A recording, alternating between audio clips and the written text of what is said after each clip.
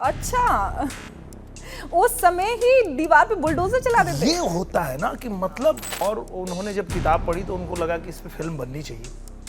और जब मुझे अप्रोच किया गया कि एक फिल्म बन रही है, तो मैंने भी ये किताब पढ़ी हुई थी। तो मैंने कहा कि जो भी आप लोग रोल मुझे देंगे वो मैं करने के लिए तैयार हूँ। किस तरीके से उनके मन में क्या भाव आया कि समाज के लिए उनको सब करना है, अपना परिवार छोड़ दिए, रिश्ते नाते सब छोड़ करके, मोह माया सब त्याग करके, और फिर मठ में गए। और राजनीति में भी आने के बाद जो उनको संघर्षों का सामना करना पड़ा, वो कैसा था, पर्सनल अनुभव है वो ये है। कोई भी राजनेता अगर कुछ समाज में अच्छा करना चाहता है, सोसाइटी में अच्छा करना चाहता है, तो उसका सबसे अच्छा सहयोगी एक पत्रकार हो सकता है। नमस्कार, मैं हूं आपके साथ शिखा शर्मा, और आज हम जिस पर बात कर रहे हैं, मेरे हाथ में ये किताब है जो आपको दिखाई दे रही होगी, Shantanu Gupta, the monk who became chief minister. और इसी बुक को लेकर अब एक मूवी आ रही है, बायोपिक आ रही है। वो पोस्टर भी मैं आपको दिखाना चाहती हूँ सबसे पहले, फिर उसके बाद हम आपको बात करेंगे Ajay the untold story of a Yogi, यानी कि योगी आदित्यनाथ, एक लोकप्रिय नेता, मुख्यमंत्री, यानी कि देश की जनता भी उनको बहुत प्यार करती है। और इसी फिल्म की स्टारकास्ट हमारे साथ हैं और बहुत जाने पहचाने हैं, दिनेश लाल यादव। ये मैं कह रही हूं, लेकिन आपके लिए नहीं है, आपके लिए है आपके फेवरेट प्यारे निरहुआ जी। निरहुआ जी, बहुत बहुत स्वागत है आपका। बहुत धन्यवाद आपका शिखा जी। रिपब्लिक भारत के साथ बातचीत करने के लिए। निरहुआ जी, मेरा पहला सवाल ये है कि ये बायोपिक, इसको आपने चुना, तो इसको क्यों चुना? ये कहना ठीक नहीं हुआ कि मैंने चुना, क्योंकि ये किताब लिखा है शांतनु जी ने, और इस किताब के ऊपर फिल्म बनाने का निर्णय लिया हमारे अजय मेनगी जी, जो अमेरिका में रहते हैं जी। और उन्होंने जब किताब पढ़ी तो उनको लगा कि इस पे फिल्म बननी चाहिए। और जब मुझे अप्रोच किया गया कि एक फिल्म बन रही है, तो मैंने भी ये किताब पढ़ी हुई थी। तो मैंने कहा कि जो भी आप लोग रोल मुझे देंगे वो मैं करने के लिए तैयार हूँ। तो मुझे इसमें एक पत्रकार की भूमिका मिली और वो मैंने किया है इसमें। और मुझे लगता है कि लोग बेसब्री से इंतजार कर रहे हैं, क्योंकि आजकल जो देखा जा रहा है, योगी आदित्यनाथ को लेकर जो एक क्यूरियोसिटी है हर किसी के मन में, मुझे लगता है ये फिल्म उसको पूरा कर पाएगी। बिल्कुल कर पाएगी, क्योंकि फिल्म बनाने के लिए कोई भी राइटर एक किरदार बनाता है, सोचता है कि एक हीरो हमारा कैसा होगा। यहाँ तो रियल हीरो हैं। यहाँ तो मतलब जिन्होंने एक साधारण परिवार में जन्म लिया और उसके बाद उनका वो संघर्ष, जब वो पहुंचे मठ पे, और उसके बाद फिर राजनीति में, और राजनीति में भी आने के बाद जो उनको संघर्षों का सामना करना पड़ा, वो कैसा था। और राजनीति में आने के बाद, मुख्यमंत्री बनने के बाद तो सब लोग जानते हैं, लेकिन जो कहानी उनके विषय में लोगों को नहीं पता है, मुझे भी नहीं पता थी। जब मैंने ये किताब पढ़ी और जब मैंने फिल्म के शूटिंग के दौरान चीज़ों को जाना, तो पता चला। तो क्या कुछ ऐसा आप बता पाएंगे? बहुत सारी चीज़ें, जैसे आज हम लोग बोलते हैं कि योगी जी की पहचान बुलडोजर बाबा की बन चुकी है, आज हम कहते हैं। पर जब मैं उसमें एक सीन देखा फिल्म के अंदर, कि जब वो कॉलेज में थे और कॉलेज की किसी दीवार पे शरारती बच्चों ने कुछ अपशब्द लिखे थे लड़कियों के विषय में, और वहाँ पर जो है अजय, जो अब योगी आदित्यनाथ जी हैं, वो वहाँ जा कर के और ताला मार दिए। और जब स्कूल के प्रबंधक पूछते हैं कि आपने ये शरारत किया है, तो बोले हाँ, मेरे पास 20 रुपया ही था इसलिए ताला मारा। अगर मेरे पास 200 रुपये होते तो इस दीवार पे बुलडोजर चला देता। अच्छा, उस समय ही दीवार पे बुलडोजर चला देते। ये होता है ना कि मतलब किसी व्यक्ति के अंदर कितनी आग है, समाज में जो भी बुराइयां हैं, सिस्टम में जो बुराइयां, उसको बदलने के लिए जब बचपन से भाव होगा तो ही व्यक्ति इस तरह का काम कर पाएगा। तो वो जर्नी कैसी थी, एक पहाड़ी इलाके में जन्म लेकर एक बच्चा जो है, किस तरीके से उनके मन में क्या भाव आया कि समाज के लिए उनको सब करना है, अपना परिवार छोड़ दिए, रिश्ते नाते सब छोड़ करके, मोह माया सब त्याग करके, और फिर मठ में गए। और मठ में जाने के बाद फिर एक और भी उसमें सीन, जब हम लोगों को पता चला कि उस समय गोरखपुर में एक बीमारी फैली थी बच्चों की, जिससे बहुत बच्चे मर रहे थे। उसको लेकर के वो हॉस्पिटल में जा करके वहाँ सवाल करते हैं कि भाई ये सब इतना हो रहा है, तुम लोग कर क्या रहे हो। तो उस समय जो डीएम थे उन्होंने कहा कि आप हो कौन पूछने वाले, आप कोई विधायक हो, कोई सांसद हो? बोले अच्छा, मुझे उस पद पे बैठना होगा आपसे पूछने के लिए, ठीक है। और फिर वो जब सांसद बने तो जाके डीएम के ऑफिस के बाहर ही बैठ गए, 24 घंटे तक बैठे रहे वहाँ। और जब तक वो चीज़ें ठीक नहीं हुई तब तक बैठे रहे। अच्छा, ये तो आपने उनके बारे में बताया, लेकिन मैं आपका एक्सपीरियंस जानना चाहती हूँ, क्योंकि मुझे लगता है एक फिल्म, आप तो इतने बड़े स्टार हैं, लोग आपको इतना पसंद करते हैं, फैन फॉलोइंग है आपकी, आप जहाँ जाते हैं वहाँ पर बस निरहुआ निरहुआ होने लगता है। मुझे बताइए कि पत्रकार का जो आपने रोल किया है, इसके लिए कितनी तैयारी करनी पड़ी, या कैसे आपने इसको जिया?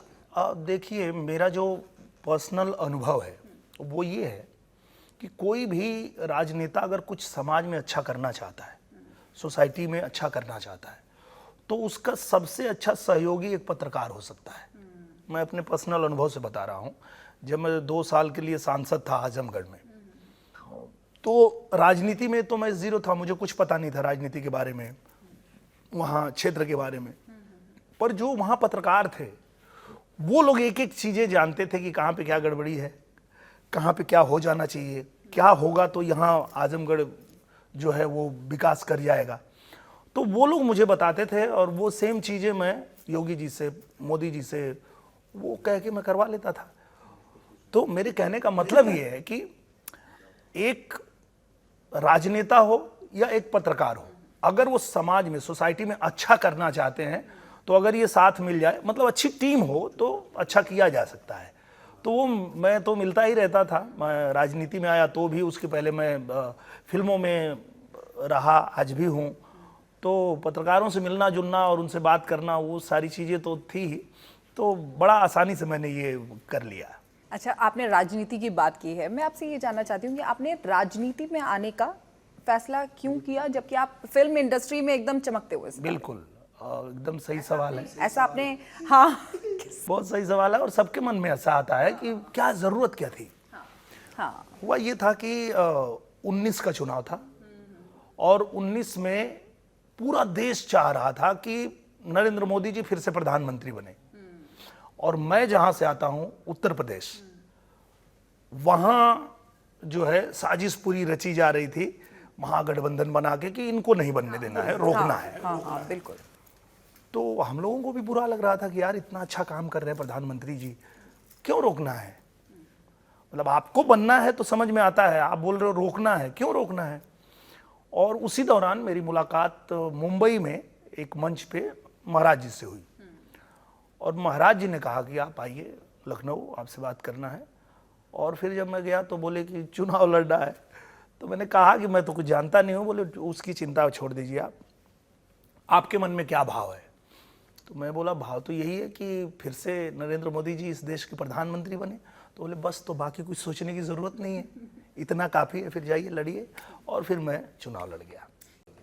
ठीक है। अच्छा, इस फिल्म की अगर बात करें तो आपको ये जो रोल मिला है, ये एज अ पॉलिटिशियन बन के मिला है या कलाकार के तौर पे? बिल्कुल कलाकार के तौर पे, क्योंकि जब ये फिल्म बन रही थी तो मुझे अप्रोच भी जब किया गया तो यही पूछा गया कि एक फिल्म बन रही है और हम लोग चाहते हैं कि आप एक किरदार करो।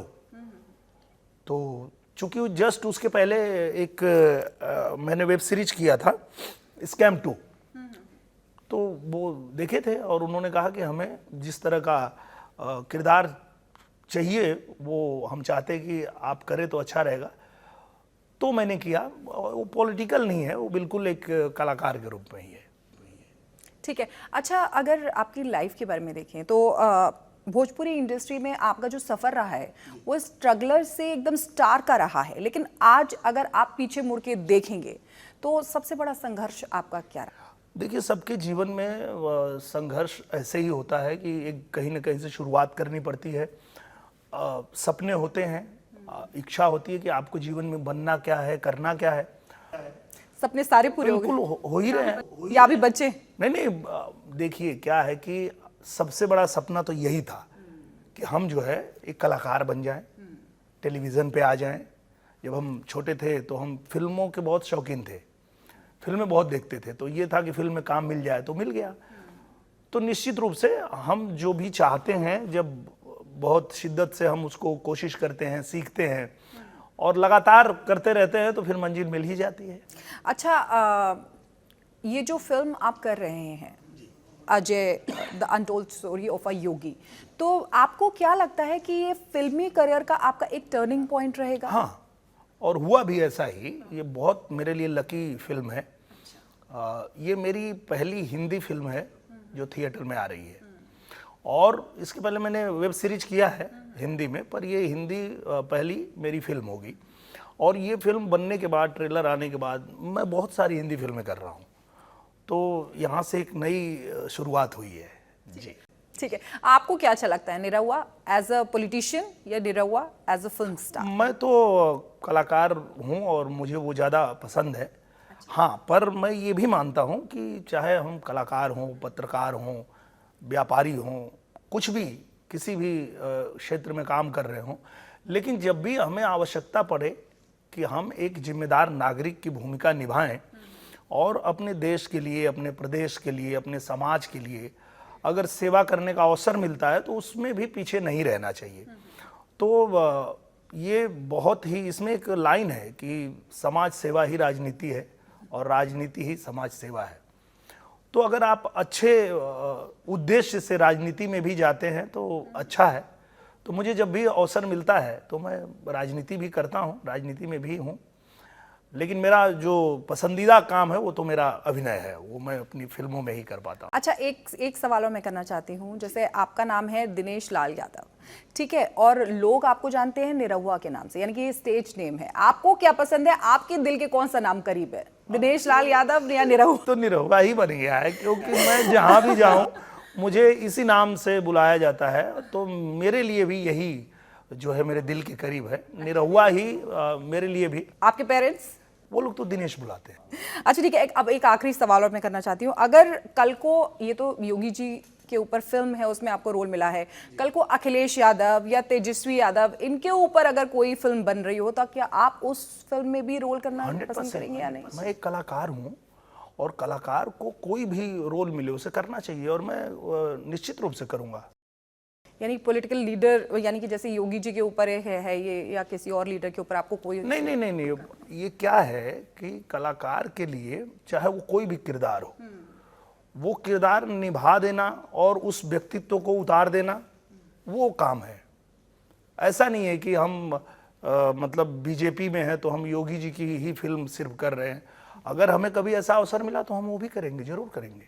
ठीक है, चलिए, आपने बहुत अच्छे से सवालों का जवाब भी दिया है। और 19 सितंबर 19 सितंबर आई थिंक रिलीज हो रही है फिल्म, और मुझे लगता है दर्शक भी बेसब्री से इंतजार करें। आपको बहुत बहुत शुभकामनाएं आपकी फिल्म के लिए कि रिलीज हो और अच्छे से हिट भी हो। बहुत बहुत धन्यवाद। और मैं यही निवेदन करना चाहूँगा आप सबसे कि आप एक बार ये फिल्म देखें, बिना फिल्म देखे अपनी राय न बनाएं, क्योंकि ऐसा लोगों को लगता है कि एक योगी की कहानी है, एक सीएम की कहानी है, तो एक कोई एजेंडा होगा, ऐसा कुछ नहीं है।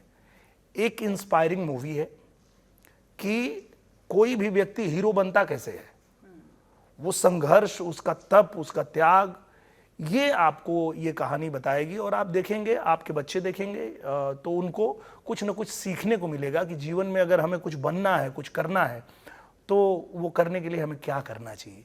तो बहुत ही अच्छी मूवी है, आप भी एक बार देखिए और देख के बताइए कि ये फिल्म आपको कैसी लगी। बिल्कुल, thank you so much. Thank you.